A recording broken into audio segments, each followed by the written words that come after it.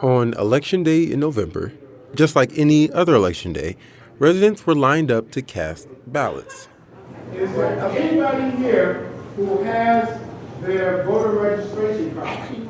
But unlike every other election, last year's followed the state's redistricting process. It only takes place every 10 years, and it reconfigured voting districts in an attempt to make each district more representative.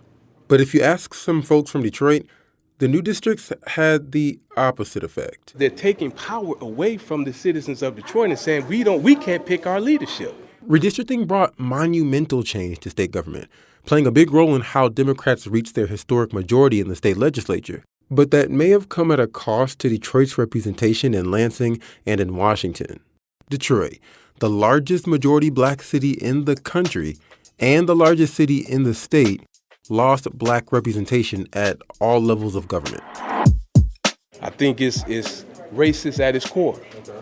That the people in power intentionally have a set agenda not to allow blacks, particularly in Detroit, to gain any sound foundation. Black Democrats in Detroit will say they've basically made it so that suburban voters are going to overwhelm the Detroit vote in these districts.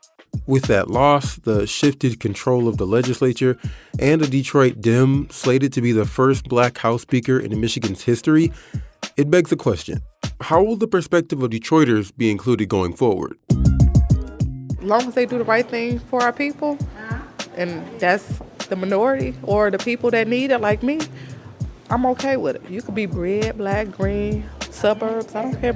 On this episode, we talk with Free Press Report for America Corps member Claire Hendrickson about Detroit's representation, how we got here, what it all means, and how officials can ensure Detroit voices get heard. It's not really a big thing about race. Just do your job. That doesn't mean you have to be black. You just have to be here.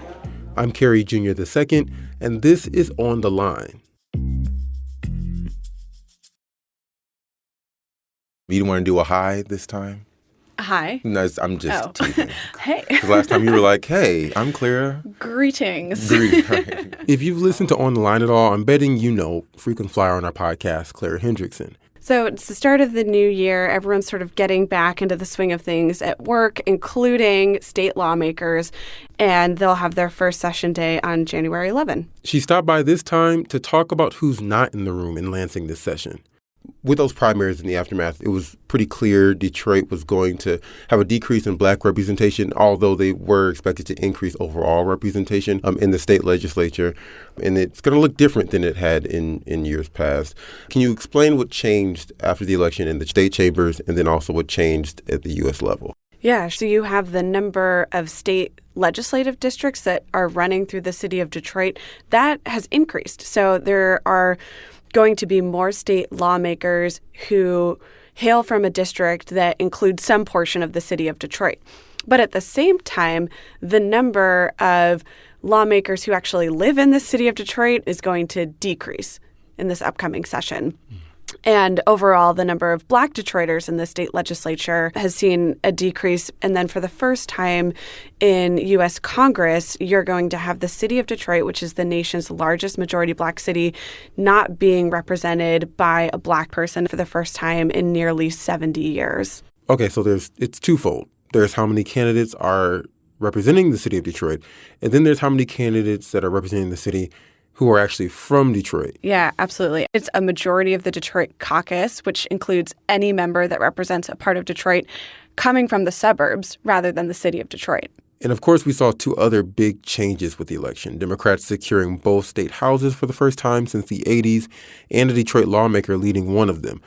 I want to get to that in a minute and ask you a few questions on how that all ties in. But briefly, what are the specific losses in black Detroiter representation? What changed? Sure. So I'll start with the congressional level. We'll have two representatives who are not black, but who live in Detroit, Shree Thanedar and Rashida Tlaib. The Michigan Senate is going from having 5 lawmakers from Detroit, including 4 black Detroiters, to now having 2 lawmakers from the city, and only one of whom, State Senator Sylvia Santana, is black. The other is State Senator Stephanie Chang, who won the Detroit vote in her primary. The Michigan House took a little bit less of a hit. So this all came as a result of the process, or redistricting, the process that takes place every 10 years to draw new districts. Can you talk a little bit about that and the dynamics of that, particularly with Detroit?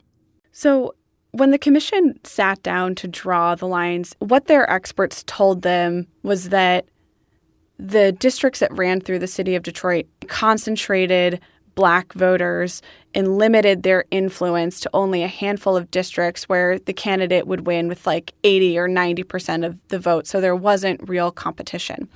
And so what the commission set out to do was kind of unpack the Detroit vote. And so the result was you had these kinds of districts that look like spokes on a wheel coming out of a bicycle, long, skinny districts that include neighborhoods in Detroit that run through the suburbs. And that means that there was a lower share of Black voters in the district than what had been in place previously. And their voting rights experts said that this could create an opportunity to potentially expand Detroit's influence. But what Black Democrats in Detroit will say is that they've basically made it so that suburban voters are going to overwhelm the Detroit vote in these districts. These are all the issues that are at play right now in a pending lawsuit over whether or not the commission complied with federal voting rights requirements. I see. And then can you explain like the requirements? Sure. So the Federal Voting Rights Act prohibits districts that deny voters belonging to protected racial minorities an opportunity to elect their preferred candidates. One thing that you have to do when you're trying to comply with the Voting Rights Act is an analysis of racial voting patterns. The problem is that there's a lack of data about what happens in primaries. Did they look at turnout numbers? It was factored in a final report that they reviewed at the last minute after they had drawn all their draft districts and right before they voted on it. So Detroit Democrat Joe Tate being the House Speaker. Can you just fill us in a little bit on who Joe Tate is, a little bit of his background? Yeah, so Joe Tate is a Detroit Democrat. He used to be a football player at Michigan State University, and he is going to be the first Black man to lead the chamber, and he's the first speaker from Detroit since 1998. And the House Speaker is the presiding officer of the chamber, so they play a really key role in shaping legislative priorities and what bills even come to the floor and what gets a vote, maintaining unity in their party's caucus, but also trying to build bipartisan consensus and winning over some folks from the other party to support measures that, they want to see action on. I know in your reporting ahead of the election, you heard a lot of people really concerned about the consequences of Detroit's loss of representation. So considering all of those duties, does Tate's leadership role change the perspective on how much Detroiters' views will be represented and protected? Yeah, so I talked to some folks who were really disappointed in the loss in Detroit representation following the primary. But when they saw that Democrats chose Joe Tate to be the next House Speaker, they thought that, this is actually something that could really make sure that Detroit issues have a seat at the table. At the same time, there are still concerns about the districts that run through Detroit. After the break, a look at what the Democratic takeover means in all of this, the issues at stake, and what those in office make of the loss.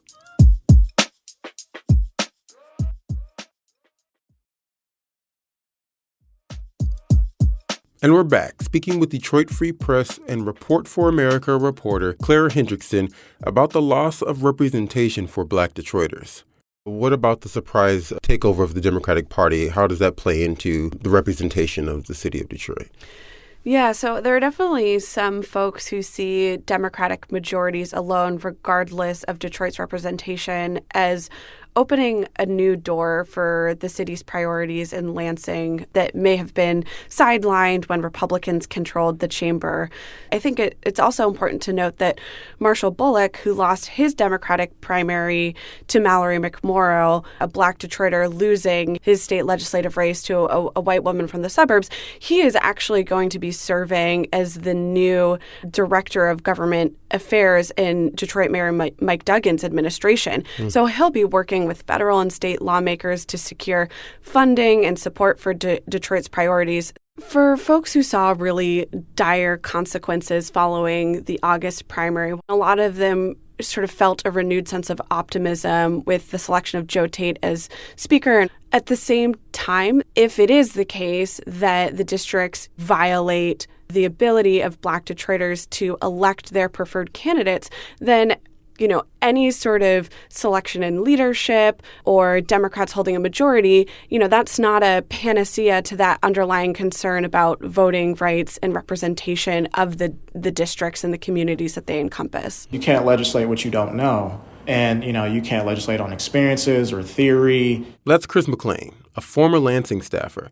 He has worked in Michigan politics in some capacity over the last decade. There are concerns that Democrats alone, just that partisan affiliation, isn't enough to necessarily reflect the needs of a particular community, in this case, the Black community in Detroit.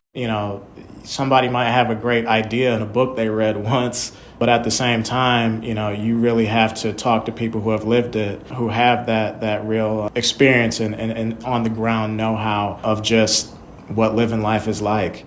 I spoke to one political science professor at University of Michigan who studies race and representation in American politics, and he said that political science research has shown that Black and Latino legislators at the state level and the federal level, on average, are just more likely to vigorously defend minority interests. What are some of those interests on the line in Detroit? There are definitely concerns that this is going to have an impact on a range of issues. Making sure that, housing is affordable, economic needs, basically high-paying jobs that people are actually able to secure stability for themselves, equitable economic development, those kind of quality of life issues, healthcare, access to that, making sure that people have, the adequate amount of quality choices, that are out there for them to make sure that they're living a healthy and strong life. Yeah, I mean, the list is many. Issues that have sort of come up in conversations. One is the issue of schools and what schools in Detroit look like versus schools in the suburbs, and disparities in resources and funding. Another key issue that came up, too, was until recently, Detroit had gone from being a majority homeowner city to a majority renter city. And that makes it kind of stand out in terms of the surrounding suburban communities. I want to drill down here for a second because, we've talked about the dire concerns that were had over the loss of representation, but then some optimism about Tate and the Democratic majority. Does Tate's selection help alleviate that concern? He's going to be playing a really big role in shaping the legislative agenda.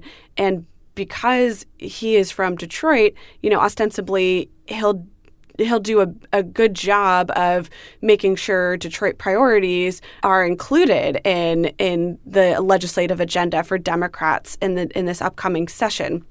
At the same time, he's one lawmaker. He gets one vote. So even though he has all that power, there's going to be some negotiations about what the Democratic agenda is going to be. We have to understand it's going to be counter to whatever other perspectives from across the state will be included in that. Yeah, absolutely. agenda. And I think that's such an important point because these are really fragile majorities that Democrats won. They only have a 2-seat majority in both chambers. And Democrats won in part by prevailing in districts that are highly competitive. And so they're going to be thinking about their reelection chances and what every vote that they take means for their ability to win reelection and maintain a Democratic majority 2 years from now. How are these new leaders working to bridge the gap with Detroiters? Are they? And what do we know about grassroots efforts trying to make connections with these new representatives? So I think time will tell when it comes to some of this. Folks coming into office, starting to build their policy positions, they're building out their relationships. And at the same time, when it comes to grassroots organizations and efforts in Detroit, them starting to make those connections with the new lawmakers. I think it's our obligation for us core Detroiters who will still be part of the Detroit caucus to have meetings in certain areas in the city to educate our new colleagues or the colleagues that are now representing areas that they have no knowledge of. That's Michigan House of Representative Tyrone Carter, already a member of the House who served as vice chair of the Detroit caucus. He was elected in November to represent the newly drawn 1st District. And I look for the organizations in those areas for us to have those meetings as well in those areas to let them know that, hey, you represent us. These are our needs. I'd love to see, people from the community and people of color and people who are in community who are, not just answering the phones. Chris McClain again. Who are actually, not just receptionists, people who have influence and delivery of services and also policy choices and real governance assistance that actually empower people in serious ways. So we have to be brutally honest about representation and what it means to Detroiters. And the fear that many Detroiters have now that somebody who has no connection to their city represents them. It's almost like going on trial. And you sit up in the courtroom and you're about to get arraigned and you've never met your attorney. And then all of a sudden you say, okay, District 6, and a guy shows up and says, yeah, I'm here to represent you. You don't know anything about me. Let's have a conversation and get to know me before you represent me. Detroit is one of the most segregated cities in the entire nation. You have suburban communities and suburban political leaders who have tried to distance themselves from Detroit, who have been opposed to efforts to share resources with the city. So that is a history that is very much at the top of mind when people think about now having suburban lawmakers representing the city. But I think there's one example from the campaign trail that potentially speaks to, one, an acknowledgement. Mallory McMorrow, state senator who won in a Detroit-based district against Marshall McBulloch, and she told my colleague that she was at one pop-up event where a Black woman from Detroit asked her directly, how should we know that we can trust you? You're a white woman from the suburbs.